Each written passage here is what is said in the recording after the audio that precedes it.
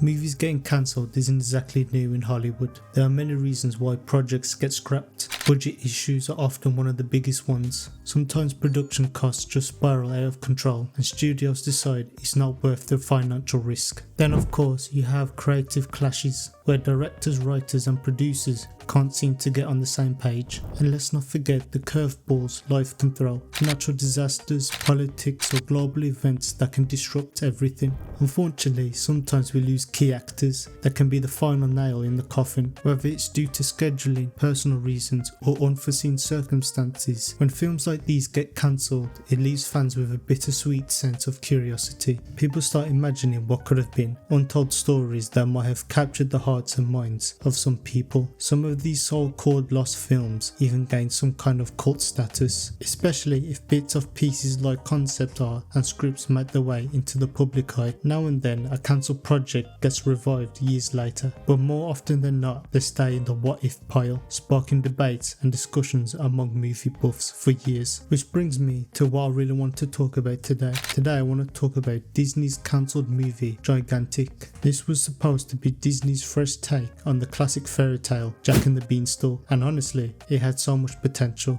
The whole thing was announced way back in 2015 during a D23 Expo. It was set to be directed by Nathan Greno, sorry if I pronounced that wrong, but he's the guy that directed Tangled, and Meg LaFave, again sorry if I pronounced that wrong, but she worked on Inside Out and The Good Dinosaur. So this was a match made in heaven. You have the creativity from Tangled and the writing from Inside Out. This should have been a goldmine for Disney. Initially, Gigantic was going to be Disney's 59th animated feature, coming out after Frozen 2. The release date was originally set for March 9th, 2019. The story was going to be set in Spain during the Age of Exploration, which already sounds like a cool backdrop.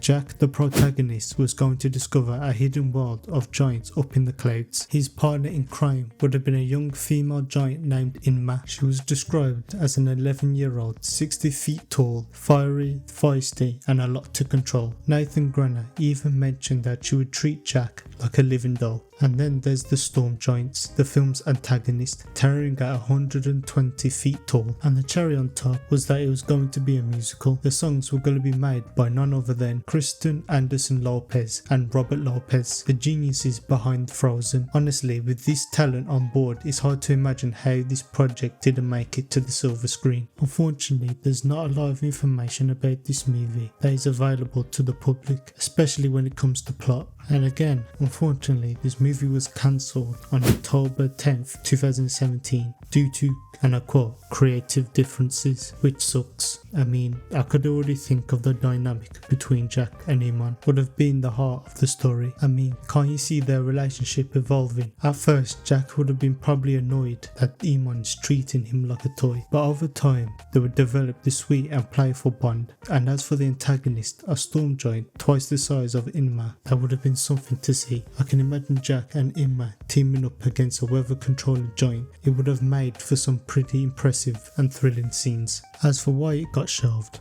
I can't help but wonder if this was the time Disney decided to shift focus to make their live action remakes instead of original animated movies. Take that with a huge grain of salt. What's interesting is that there's a reference to Gigantic in Zootopia, so maybe the project was in works for a long time and Disney just didn't believe in the project. But when you have talent that made Tangled and Inside Out, there really isn't any reason why Disney wouldn't have faith in the project. But you know, again, take it with a pinch of salt. Anyway, there's still a tiny glimmer of hope. With Disney Plus in the picture now, who's to say that they won't dust off the idea and try again, but he's hoping. So, what do you think? Would you have loved to see Gigantic come to life, or is there another project you have in mind? Let me know in the comments. Please like, subscribe, and I hope you have a nice day.